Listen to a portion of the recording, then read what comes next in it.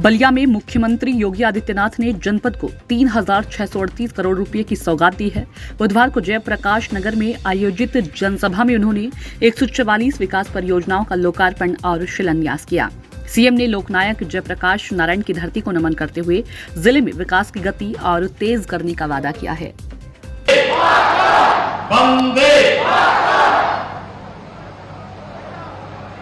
लोकनायक जयप्रकाश जी की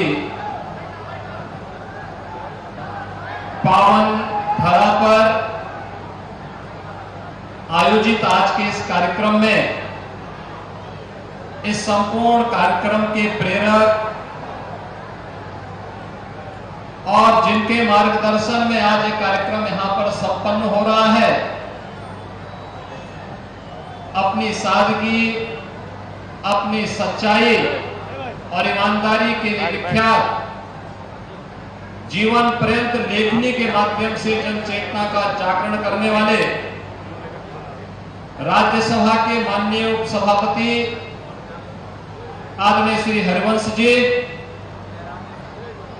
प्रदेश सरकार में मेरे सहयोगी मंत्रीगण, प्रभारी मंत्री श्री दयाशंकर मिश्रा दयालु जी, परिवहन मंत्री श्री दयाशंकर सिंह जी, प्रदेश सरकार के मंत्री श्री दानिश आजाद अंसारी जी, माननीय सांसद श्री वीरेंद्र सिंह मस्त जी,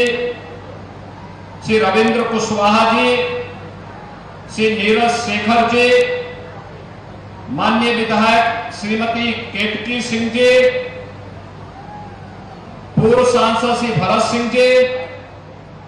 प्रदेश सरकार के पूर्व मंत्री श्री उपेंद्र तिवारी जी, आनंद स्वरूप शुक्ला जी, पूर्व विधायक श्री संजय यादव जी, कालीचरण राजभर जी, आज के इस कार्यक्रम में उपस्थित पूर्व विधायक शिवशंकर चौहान जी, धनंजय कनौजिया जी, राजधारी सिंह जी, भगवान पाठक जी, भारतीय जनता पार्टी के क्षेत्रीय अध्यक्ष श्री सहजानंद राय जी, जिला के अध्यक्ष जिला प्रभारी श्री विजय बहादुर दुबे जी, जिला अध्यक्ष जयप्रकाश साहू जी, आज के इस कार्यक्रम में विशेष रूप से उपस्थित लोकनायक जयप्रकाश नारायण जी के पारिवारिक सदस्य श्री विवेक प्रसाद जी, डॉक्टर कौशिक सिन्हा जी और भारी संख्या में बलिया और सिताब दियारा से जुड़े हुए मेरे सभी उपस्थित भाइयों बहनों, मैं इस धरा को कोटि कोटि नमन करते हुए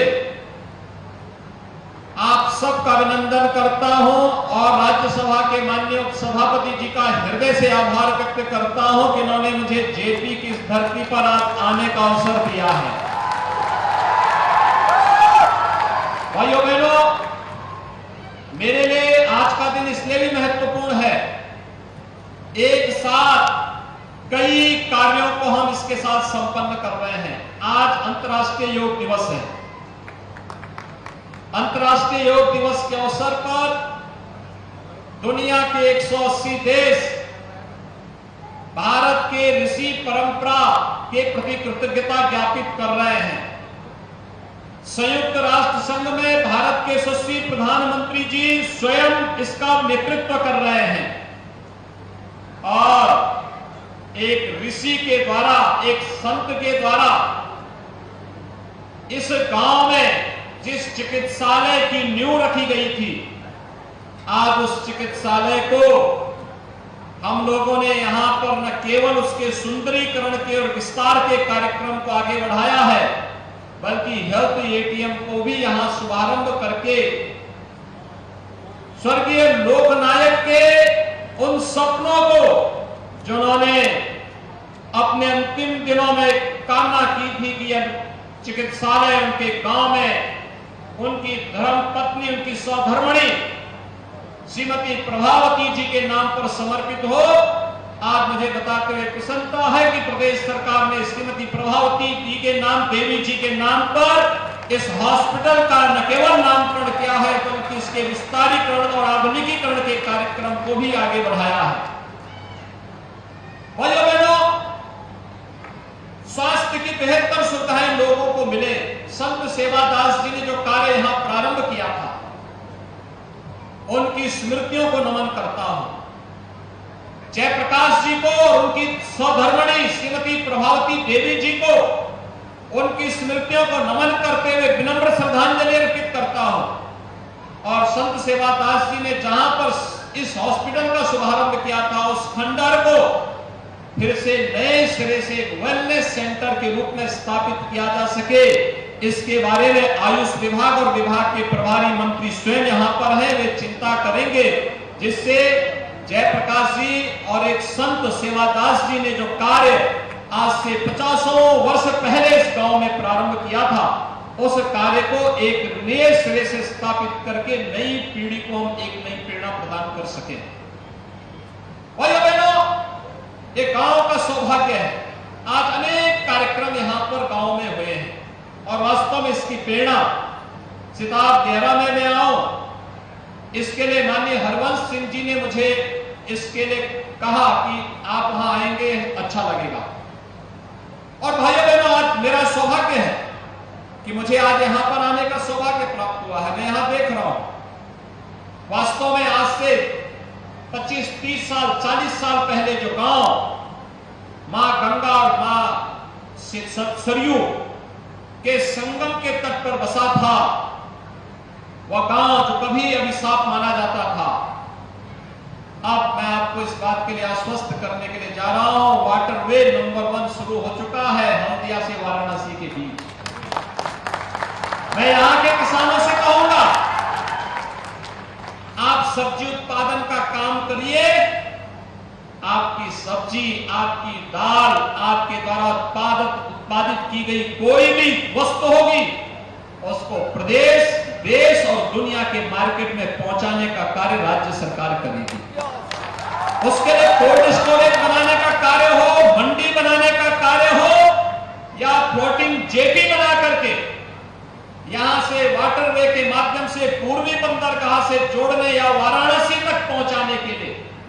बेहतर कनेक्टिविटी करने का कार्य करेंगे। और इसलिए आज 3 बस सेवा इस गांव से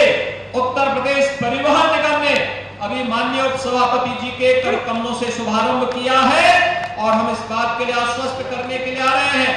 कि बेसिक शिक्षा परिषद में स्मार्ट क्लास बनी, उसका सुंदरीकरण का कार्य हो रहा है।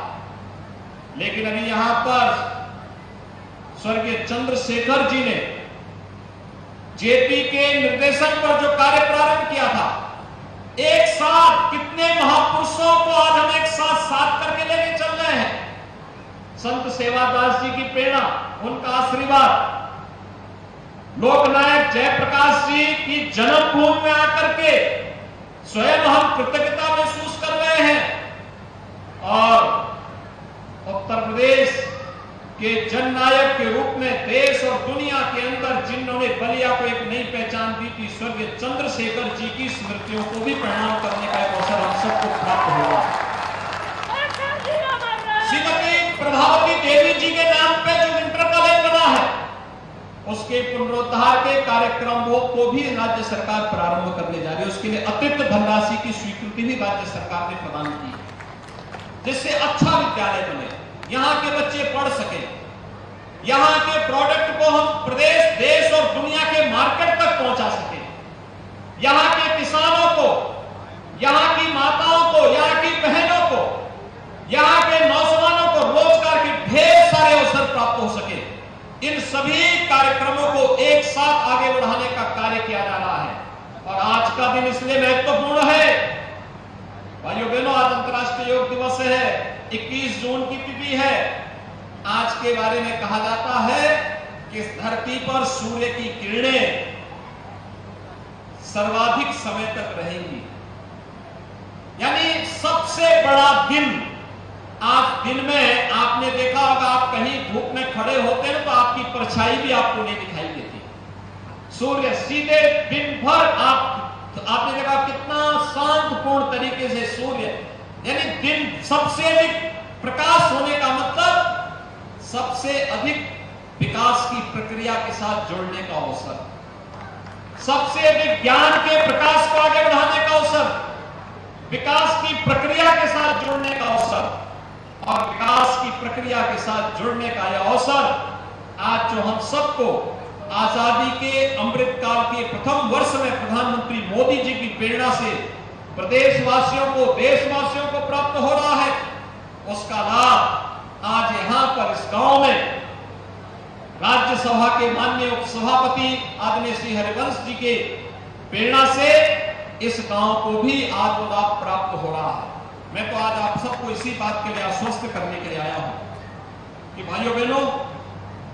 एक महापुरुष अगर पैदा होता है तो सदियों सदियों के लिए एक नई प्रेरणा प्रदान कर देता है। अभी 25 जून को हम लोग लोकतंत्र को बचाने के अभियान के साथ जुड़ेंगे। याद करिए, इस देश स्वतंत्र भारत में लोकतंत्र का गला घोटने का प्रयास हुआ था, तब कोई और नहीं, लोकनायक जयप्रकाश नारायण जी के नेतृत्व में पूरे देश के अंदर आंदोलन चला था और लोकतंत्र को बचाने का कार्य किया था। उसकी प्रेरणा भूमि यही गांव है, यहां का संघर्ष है। इस संघर्ष मां गंगा की प्रेरणा से प्राप्त हुआ, मां सरयू की प्रेरणा से प्राप्त हुआ और उस संघर्ष का परिणाम है जो कभी देश की आजादी के लिए मंगल पांडे ने बैरकपुर के क्रांति के माध्यम से आगे बढ़ाने का कार्य किया था,